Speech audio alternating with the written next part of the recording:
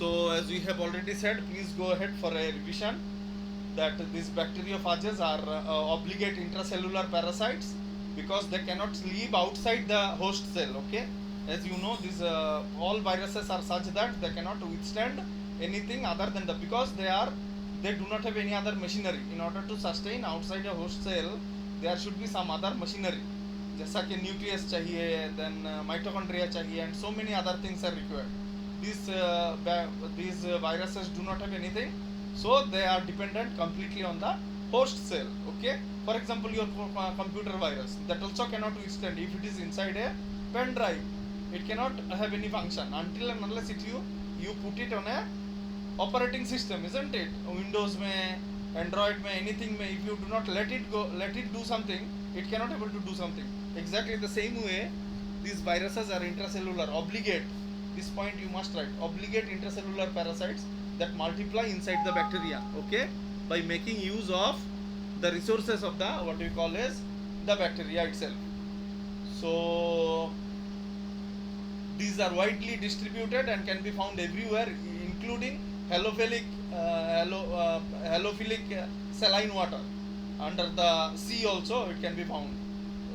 One more important thing is, because it can infect bacteria, many a times it has been seen that bacteriophages are used in order to control bacteria, to prevent something like an antibiotic. Antibiotics are those which can kill bacteria, all kinds of antibiotics. Okay, for example, if there is an infection of a particular kind in your farm, so what will happen, you will add some antibiotics so that the bacteria dies. Antibiotics are only given for bacteria, not for virus, nothing for us. Okay, but these viruses themselves can act as what, antibiotic, because they can kill the bacteria, and these are very small than the bacteria. Okay, why this is small? Because it should enter into the bacterial cell and then kill it. All bacteriophages should have DNA or RNA, but not both altogether.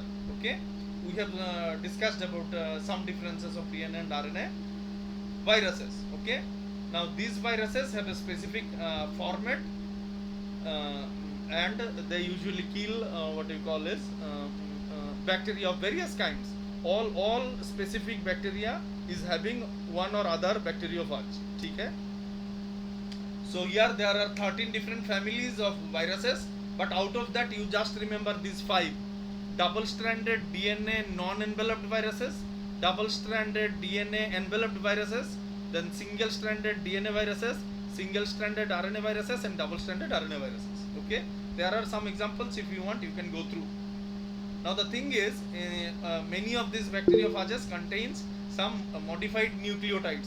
For example, ATGC are the usual one: adenosine, thymine, guanosine, and cytosine.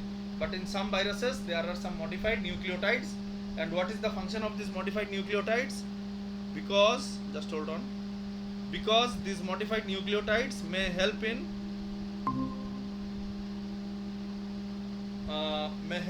this thing, what we call is these modified nucleotides may help to protect the virus from nucleases present in the, what we call is, bacteria, because bacteria will try to kill it, otherwise it will also get killed. ठीक है ना? तो इस तरह से क्या होता है, it is an evolutionary advantage that the bacteriophages are having this thing, what we call is the modified nucleotides. Okay, so we shall go to the structure of bacteriophages now.